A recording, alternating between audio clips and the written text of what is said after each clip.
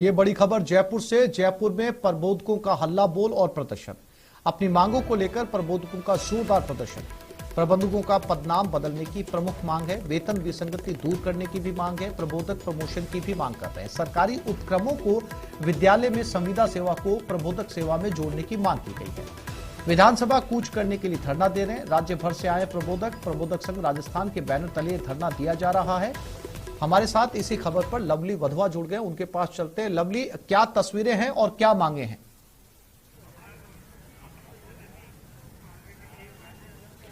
देखिए, इस वक्त दिखाना चाहूंगा मैं आपको, ये राजस्थान प्रबोधक जो संघ है उनकी तरफ से धरना दिया जा रहा है और ये लोग विधानसभा कूच का इन लोगों ने ऐलान किया है। ये तस्वीरें जयपुर के 22 गोदाम की है, जहां पर ये लोग इस वक्त जो है धरना देते हुए आपको यहां पर नजर आ रहे हैं। इनके जो पदाधिकारी, उनसे हम बात करने की कोशिश करते हैं किस तरह की उनकी मांगे हैं, उन मांगों को लेकर के जो है वो क्या यहाँ पर प्रदर्शन किया जा रहा है। आप बताइए किस तरह की मांगे हैं प्रबोधक संघ की और आज क्यों आंदोलन की धरना जो प्रदर्शन जो किया जा रहा है?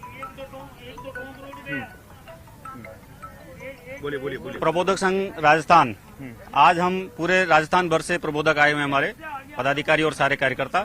हमारी जो प्रमुख मांग है वो है 2008 से पहले जो प्रबोधक सेवा में जब से हम आए हैं उससे पहले की जो हमारी सेवाएं उसकी गणना की जाए। यदि सरकार ऐसा नहीं करती है तो हमारे 90% जो प्रबोधक हैं उनको पूरी पेंशन का लाभ नहीं मिलेगा। क्यों कि हमारी जो 25 साल जो सरकार का जो रूल्स है कि 25 साल की सेवा होने पे ही पूरी पेंशन मिलेगी, वो हमारी 25 साल किसी को भी नहीं हो पा रही है। इसलिए पुरानी जो सेवा है हमारी उसकी गणना की जाए।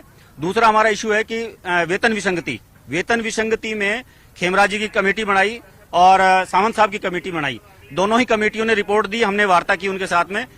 प्रत्येक हमारे कर्मचारी को 5 से 8 हजार रुपए का पर मंथ का नुकसान हो रहा है। हमारा सरकार से निवेदन है कि दोनों ही कमेटियों की रिपोर्ट को सरकार सार्वजनिक करे और हमारी जो वेतन विसंगति उसको दूर करे।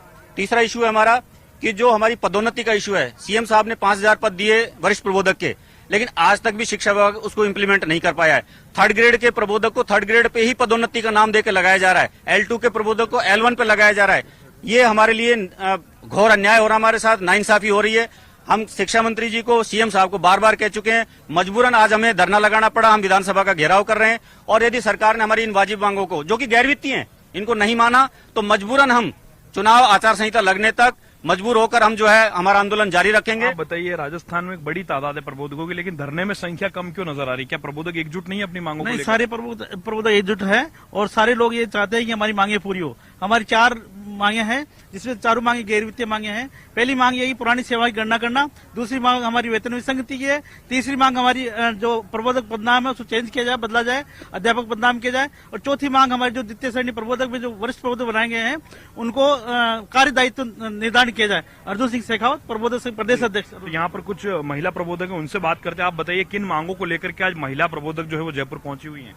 जी हाँ, महिला प्रबोधक में सभी बहनें यहाँ पर आई हुई है और सभी की एक ही मांग है कि हमें सम्मानजनक पदोन्नति मिले और हमने जो इतने वर्षों से सरकार की सेवाएं की है तो हमारी जो मांगे हैं, जो जायज मांगे हैं, उनको पूरा किया जाए और हमें जो है हमारी जो भी 2008 से जो सेवा जो हमने की है उसे पूरी तरह से हम सेवा गणना में। अच्छा, ये बताइए, गणना में अगर पुराने सालों को जो 2008 वाला जो वक्त आप बता रहे अगर गिना जाता तो किस तरह का बेनिफिट आप लोगों को होगा? काफी बेनिफिट होगा।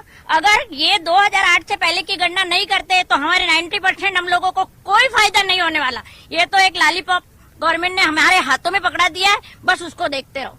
अगर 2008 से पहले की गणना पकड़ेंगे ये, तभी हम पेंशन लेने के हकदार होंगे। तो हम क्या माने कि गवर्नमेंट ने हमें क्या दिया? कुछ भी नहीं दिया है अभी तक।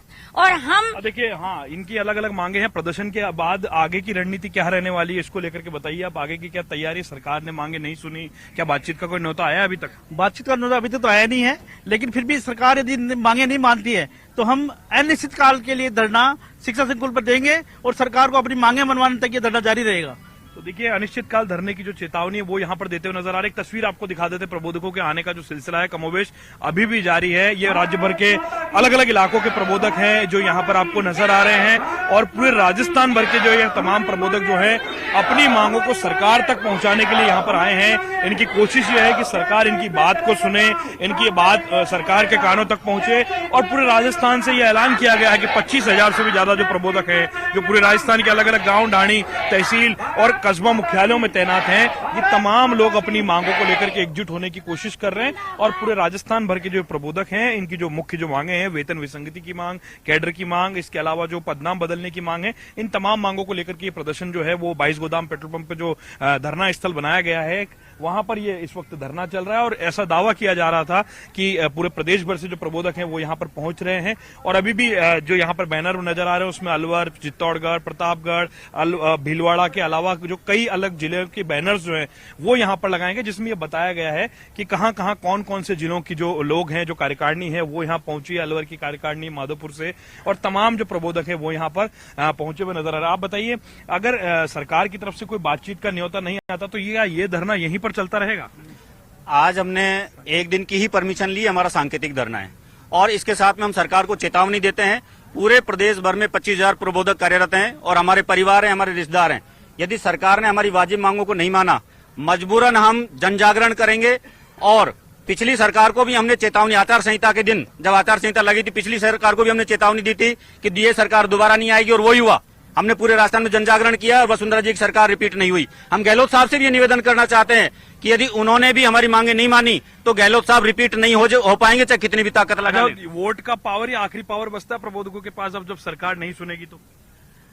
प्रबोधकों के पास, चूंकि प्रबोधक राजस्थान की 25,000 विद्यालयों के अंदर प्रबोधक लगे हुए हैं, प्रबोधकों के अपने परिवार भी है, प्रबोधक एक शिक्षक के रूप में भी है जो पूरे गांव को जगाता है। तो वोट की शक्ति तो प्रबोधक के पास है ही। हमने माननीय वसुंधरा राजे जी को पिछली बार शिक्षा संकुल पे चेतावनी दी थी कि महोदया आप प्रबोधकों के धरने को नजर बनाए गंभीरता से रखिएगा, लिया समय जाए, समय पर अन्यथा अपडेट सत्ता लेते में रहेंगे। फिलहाल तमाम जानकारी के लिए आपका धन्यवाद।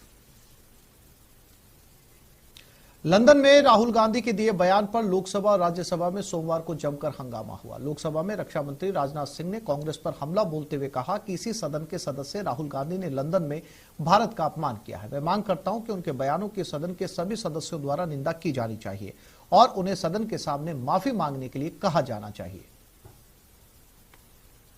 श्री राहुल गांधी जो इसी सदन के सांसद हैं, राहुल गांधी ने लंदन में जाकर भारत को बदनाम करने की कोशिश की है और कहा है कि भारत में लोकतांत्रिक व्यवस्था पूरी तरह से तहस-नहस हो रही है और विदेशी ताकतों को आकर यहाँ पर भारत के लोकतंत्र को बचाना चाहिए। कि भारत की गरिमा पर, भारत की प्रतिष्ठा पर उन्होंने गहरी चोट पहुंचाने की कोशिश की है। और अध्यक्ष महोदय, मैं आपसे यह मांग करता हूं कि पूरे सदन के द्वारा उनके इस व्यवहार को कंडम किया जाना चाहिए और उनको ये आपके द्वारा निर्देश दिया जाना चाहिए कि संसद के फोरम पर आकर वह क्षमा याचना करें। अध्यक्ष महोदय, मैं आपसे अनुरोध करना चाहता हूं। तो इस बुलेटिन में फिलहाल इतना ही। नमस्कार।